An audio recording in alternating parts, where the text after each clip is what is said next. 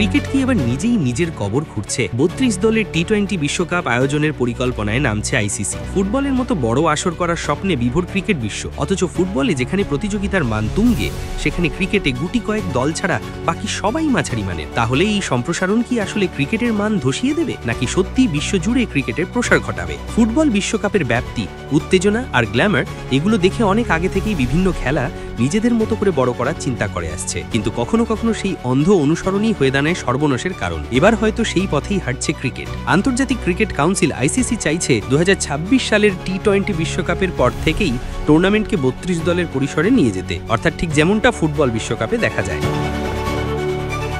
এতদিন পর্যন্ত ফুটবল বিশ্বকাপেই ৩২ দলের বড় আয়োজন ছিল। এবার ২০২৬ সাল থেকে সেই সংখ্যাটা ৪৮-এ পৌঁছাবে। এই বিশাল পরিসরের অনুপ্রেরণায় এবার ক্রিকেটও চাইছে বিশ্বকাপে আরও অনেক দলকে যুক্ত করতে। তবে প্রশ্ন হলো, ফুটবলে যেখানে শক্তিশালী দলের অভাব নেই, সেখানে ক্রিকেটে তো হাতে গোনা ৭-৮টি দলই নিয়মিত ভালো খেলে। ইংল্যান্ড, অস্ট্রেলিয়া, ভারত, দক্ষিণ আফ্রিকা, নিউজিল্যান্ড এই কয়েকটি দল নিয়মিত প্রতিযোগিতা করে। এর বাইরে বাংলাদেশ, পাকিস্তান, শ্রীলঙ্কা, ওয়েস্ট ইন্ডিজ, আফগানিস্তান ও জিম্বাবুয়ে এই দলগুলোর পারফরমেন্স খুবই ওঠানামা করে। এমন অবস্থায় যদি ৩২ দলের বিশ্বকাপ হয়, তাহলে মান থাকবে কোথায়? খেলা হবে কিন্তু প্রতিযোগিতা হবে না, এই আশঙ্কা থেকেই যাচ্ছে। এরই মধ্যে আইসিসি দেখছে ইটালির মতো দেশের কোয়ালিফাই করা একটি বড় মাইল ফলক হিসেবে। আইসিসির দৃষ্টিভঙ্গি, ক্রিকেট এখন শুধু ঐতিহ্যবাহী দেশগুলোতে সীমাবদ্ধ নেই। নতুন দেশগুলোর উত্থান বিশ্ব ক্রিকেটকে আরও বিস্তৃত করতে পারে।